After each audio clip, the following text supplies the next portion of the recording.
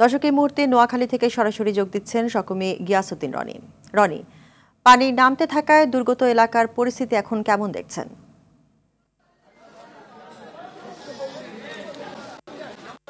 নাবিলা, আপনি যেমনটি জানাচ্ছিলেন, নোয়াখালীতে বন্যার পানি খুব ধীরগতিতে নামছে, এটা সবাই জানে।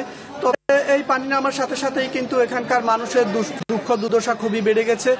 যে আপনারা জানেন যে এখানে শুধু কৃষিতে ক্ষতি হয়েছে প্রায় 6.5 কোটি টাকার মতো, এছাড়া প্রাণী সম্পদের ক্ষতি হয়েছে 8.25 কোটি টাকার মতো, এছাড়া মানুষের যে মাছের ক্ষতি হয়েছে প্রায় 6 কোটি টাকার মতো। এছাড়া এখানকার বানবাসী যে মানুষরা আছে তারা এখনো কিন্তু অনেকে আশ্রয় কেন্দ্রে আছে, যাদের বাড়িতে যাওয়ার কথা তারা কিন্তু এখনো পানিবন্দী থাকার কারণে কিন্তু এখনো অনেকে বাড়ি যেতে পারেনি। 823টি আশ্রয় কেন্দ্রে এখন পর্যন্ত 1,38,000 মানুষ আশ্রয় কেন্দ্রে অবস্থান করছে। এছাড়াও যে আজকের দিন পর্যন্ত এখনো পর্যন্ত 14.5 লক্ষ কিন্তু এখনো পানিবন্দী আছে।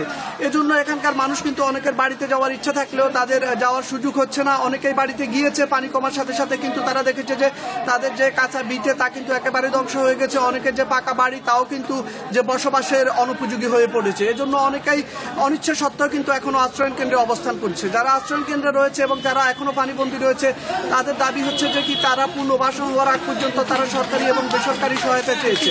এছাড়া এখানকার পানি নিষ্কাশন ব্যবস্থা এবং এখানকার যে সুপেয় পানি তা পুরোপুরি অচল হয়ে গেছে। এখানকার স্যানিটেশন ব্যবস্থাও কিন্তু বন্যা পরবর্তী একেবারে ভেঙে গেছে। পানি কমার সাথে সাথে কিন্তু এই দুর্ভোগগুলো আরো প্রকট আকার ধারণ করেছে। এজন্য তারা সরকারের কাছে দাবি জানিয়েছে যে তারা বন্যার পানি কমার সাথে সাথেই তাদেরকে যেন সরকারিভাবে পুনর্বাসন করা হয়। নাবিলা, ছিল আমার কাছে নোয়াখালীর বন্যা পরিস্থিতি নিয়ে সর্বশেষ। ধন্যবাদ আপনাকে।